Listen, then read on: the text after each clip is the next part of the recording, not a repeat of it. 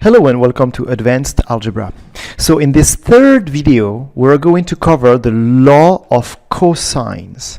Okay, as I said in the previous video, the law of sines and the law of cosines are describing what happens to right triangle trigonometry, to SOHCAHTOA, when you don't have a right triangle any longer, when you deal with any type of triangle.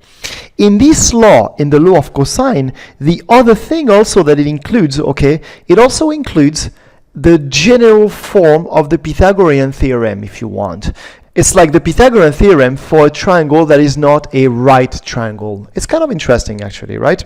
So let's start by recalling the Pythagorean theorem, right? So if you take a right triangle right here, with the usual convention, so A, B, C right here. So let's take the labeling convention we covered in the previous video. That's C, that's B, and that's A. The Pythagorean theorem is telling you that A squared plus B squared equals C squared. You all know that. Okay, all right. But now what happens if you have a triangle that is no longer right? Well, the law of cosines happens. So let's take a triangle right here. Here we go. Right there. I'm going to call that A, B, and C right here. Therefore, this is side A, side B, and side C right here. Okay. So what's the law of cosine? Well, it states that, so let me, for example, I'm going to write it for this side. I could write it for any side right here. Okay. I'm going to write the law of cosine for this side right here. So I'm going to express it for C. It states that C squared equals A squared plus B squared. So it starts just like the Pythagorean theorem, but then because it's not a right triangle, this is not the law, right? So you have minus 2 times AB, but it's also called the law of cosine for a reason, times the cosine of angle C. Okay, so you're dealing with this side, and that angle, all right? The angle that is opposite the side you're looking for right here, okay? So in geometry, they call that the side angle side case, right? When the angle is included right here, the angle is included between the two sides that you know, side angle side case, okay? Here's the law of cosine. Of course, you could have written that for any other side. It is true that A squared equals B squared plus C squared. It doesn't matter, it's expressed the same thing, right? Minus 2BC cosine of A, right? And finally, B squared equals A squared plus C squared, right? Minus the product of these two sides, 2AC, times the cosine of the angle opposite B is cosine of B. Right here, okay? So this is a law of cosine. Let's apply it in some examples taken from MathSpace. All right, here we go. Again, MathSpace calls it the cosine rule. It's the law of cosine. It's the same thing, okay? So you have to find A to 2 decimal places, okay? So let's go. Let's write it. So A squared equals, I need the 2 other sides, which is 19 and 27. So you got to square them, okay? Don't write 19 plus 27. It's 19 squared plus 27 squared. Just remember that it starts like the Pythagorean theorem. Minus 2 times the product of these two sides, okay? So 19 times 27 times the cosine of this angle, the cosine of the included angle, the cosine of 30 degree right here. Okay, now this is A squared. They want you to find A. So before I type in my calculator, I'm going to say, normally you have plus or minus, right, when you take the square root, but it's a length. So I'm just going to say square root of all of that. So 19 squared plus 27 squared minus 2 times 19 times 27 times the cosine of 30 degree. All right, so let's take the calculator and let's enter everything in one single entry. Okay, I'm going to ask you to try to write everything in one single entry.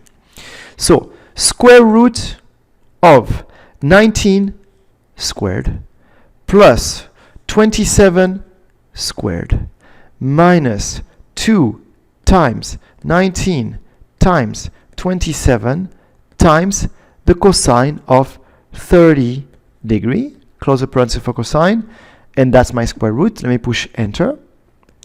And my third side is about 14 to the 10th, so 14.2, right? 14.2. So it is about 14.2, and there is no unit, okay? So you see, it's not that difficult. Just kind of have to be careful when you enter everything in the calculator. I strongly urge you to write everything in one single entry, okay? Let's go over another example. All right, again, I'm looking for a side, and I do have the other two sides and the angle that is included between the other two sides, okay? So I have a squared equals, so like the Pythagorean theorem, 17 squared plus 27 squared, but this time minus 2 times 17 times 27 times the cosine of 19, the cosine of 19 degree. And so what do we want? We want a, so just make sure you take the square root of that. So it is 17 squared plus 27 squared minus 2 times 17 times 27 times the cosine of 19 degree. Wait, are these two numbers the same?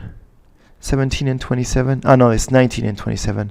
Okay, so this number is the same. This number is 17 instead of 19, and this is 19 instead of 30. Hey, check it out. Look what I'm going to do. And that's also the advantage of entering things in one single entry. I'm just going to grab this right here. I'm going to grab this entry right here, and I'm just going to modify it, right? My angle is now 19 degree. You're going to go faster with your calculator than with this program. And the other side, instead of 19, it is 17. So I'm right here, I'm going to put a 7, and I'm going to go on top of the other one, and I'm going to put a 7 instead of a 9, and I'll be done. Right here, and one more right here. So before I push enter, let me make sure I'm right. Does that work? Sorry. Okay, so 17, 27, 17, 27, 19. Yep. Let's push enter. 12.24, so 12.2. So it's about 12.2. Okay? Again, no units. All right, let's move on to another example. Oh, all right. What's going on here? Now they want me to find an angle, not a side. So normally I like my side angle side, right? Normally I like my side angle side right here. Because when I have my side angle side, I can't find this side, but I'm given this side. So how about we write the law of cosine for that side right here, right? Because this is the side opposite the angle, and we know how to express it. It goes like 18 squared equals 23 squared plus 35 squared minus 2 times 23 times 35 times the cosine of, well, that's what I'm looking for, okay? They call it W, the cosine of W right here. Okay, what do I do? What do I do with this? Well, let's get these numbers, okay? So let me get 18 squared. So 18 squared, that is, oh, sorry, that's not 18. 18 squared, that is 324. So 324 equals, what is 23 squared and 35 squared? So equals, so 23 squared and 35 squared. Again, you're going to go faster with your calculator. 529, 1225. So equals 529 plus 1225 minus 2 times 23 times 35. So again, calculator, 2 times 23 times 35. And that is 1610. So minus 1610 cosine of W. Okay. What do you do now? Well, come on. The only thing that you're looking for is this, right? So isolate the cosine of the angle. Okay, let's isolate that. How do you isolate that? I'm going to take this right here. There's a negative sign in front. I'm going to move it right here. And this I'm going to move it there, okay? So what's going on? You got a negative sign in front, so there will be a plus here, right? So you're going to have 1610 times the cosine of W equals 529 plus 1225 minus 324. How about I figure out what that is? Okay, so let me get a number on this one. 529 plus 1225 minus 324, and that is equal to 1430. So that should be equal to 1430. We're almost there, right? You divide both sides by 1610, right? 1610. And so you have cosine of W equals, can cancel the 0, 143 divided by 161. And therefore, W is the inverse cos minus 1, inverse cos of 143 over 161. Okay. Hey, all these back and forth with my calculator, I may have made a mistake with my number. I hope not, but I know it has happened in the past. I'm working on a very small screen and I have to switch application all the time. So I don't know, maybe please make sure you got my back here, okay? So cos minus 1 of 143 divided by 161. So cos minus 1 of 143 divided by 161. And see, this program, 143 divided by 161. It could also be this computer. And it's equal to 27.3, so 27.4. They want us to run to the 10. 27.4 degree. 27.4 degree. So it's a little bit more challenging when you're looking for the angle with the law of cosine, right? You're going to have to do some solving there. I'm aware it's a bit more challenging, but you have to do it sometimes, okay? Let me see if we have another example. Yep, here we go. Last example. So consider the triangle ABC with A equals 5, B equals 7, and C equals 15.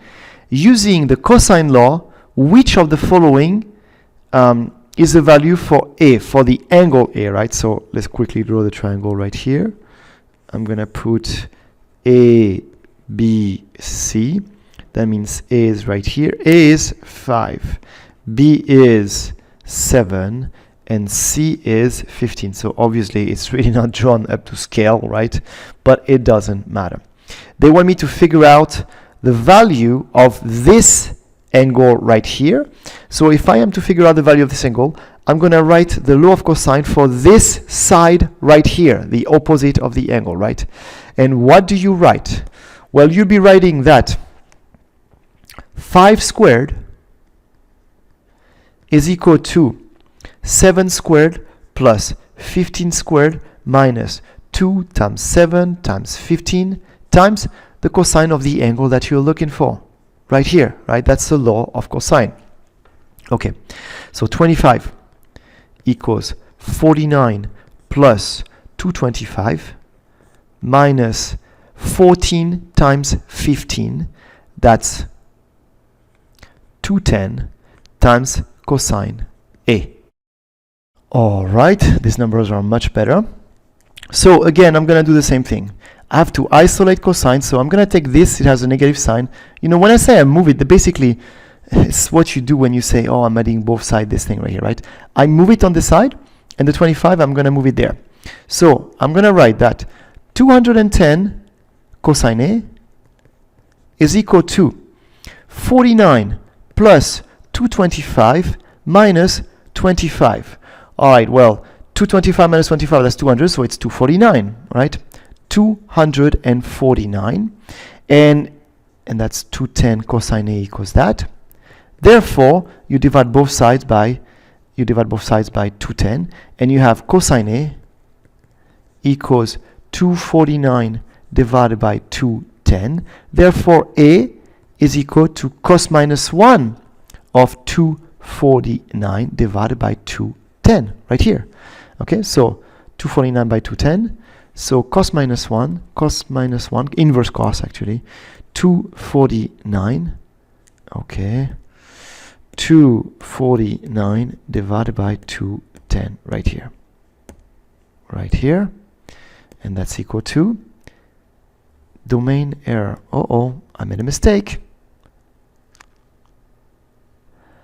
Oh yeah, of course I made a mistake somewhere.